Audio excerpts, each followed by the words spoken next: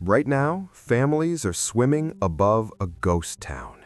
Beneath Rattlesnake Lake in Washington state, there are streets, foundations, houses, an entire community that drowned over 100 years ago. But here's what makes this different from every other drowned town. The people watched it happen for months. Spring turned to summer in 1915, and every single day, the water rose a little higher. First it was in the basements, then the yards, then the streets. The slowest flood in county history, giving residents time to move their furniture, but not enough time to save their town. This is Moncton, Washington, the town Seattle drowned by accident. And if you think you're safe because you don't live near a dam, keep watching, because what happened here was completely unexpected. Early 1900s, Seattle was booming, and it needed two things desperately: water and electricity. The solution? The Cedar River watershed, pristine mountain water that could be dammed for hydroelectric power and piped to the city. Starting around 1899 and 1905, Seattle City Light and the Water Department began building dams, pipelines, and power plants in the upper Cedar River Valley. They created a company town called Cedar Falls, housing utility workers and their families in the mountains while they built Seattle's water and power system. Nearby, along the Chicago, Milwaukee, St. Paul, and Pacific Railroad, the Milwaukee Road, another small settlement emerged at the north shore of what was then a modest lake. They called it Moncton. Moncton served railroad section crews maintaining the main line through the Cascade foothills. Dozens of houses and cabins housed railroad workers and water department employees, a school, a church, small businesses. It was never large, maybe a few dozen families, but it was home. Kids played by the lake, adults worked on the railroad or at the nearby dams. Generations planned to stay forever.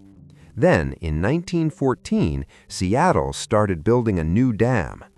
The new Masonry Dam's reservoir was designed to create a larger reservoir, now called Chester Morse Lake, for increased water storage and hydroelectric power. The engineers thought they'd accounted for everything. They calculated water pressure, rock stability, structural integrity. What they didn't fully understand was the geology beneath the reservoir. Spring 1915. The Masonry Dam's reservoir began filling with snowmelt. But underground, something was happening. Water was seeping through a glacial moraine, a layer of porous rock and sediment left by ancient glaciers. The moraine acted like a massive sponge, absorbing water from the new reservoir and carrying it downslope toward Moncton and Rattlesnake Lake. In May 1915, residents of Moncton noticed something strange.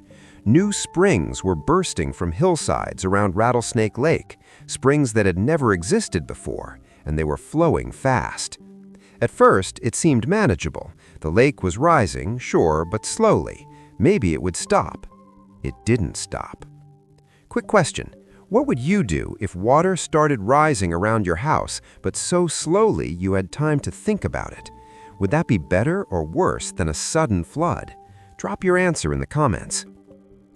Through spring and into summer 1915, Rattlesnake Lake rose steadily. First, it flooded basements. Residents bailed water, moved belongings upstairs, told themselves it would stop soon. Then it reached ground floors. Furniture had to be moved. Families crowded into upper stories or moved into tents provided by the water department. Then entire houses were surrounded. Streets became canals. The town was transforming into a lake settlement, houses standing in water like strange islands. Engineers finally understood what had happened. The new dam had accidentally created a second downstream lake by pressurizing groundwater in the moraine. The springs couldn't be stopped without draining the entire upstream reservoir, which meant abandoning Seattle's water and power supply. Moncton never had a chance. By mid-1915, most of Moncton was underwater. The city of Seattle, facing massive liability, offered compensation. $47,658 total for all the land and buildings, divided among the families who'd lost everything. Some families accepted and relocated to nearby communities, North Bend, Snoqualmie, Seattle itself. Others were rehoused temporarily in tents or new company housing provided by the railroad or water department. But the frustration was profound. Nobody had warned them that building the dam could flood their town. They'd been collateral damage to Seattle's infrastructure ambitions.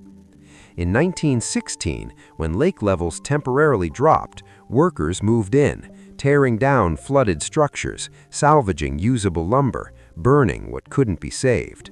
Most of Moncton's buildings were removed. What remained were foundations, concrete and stone remnants that sank beneath the new, permanently elevated Rattlesnake Lake.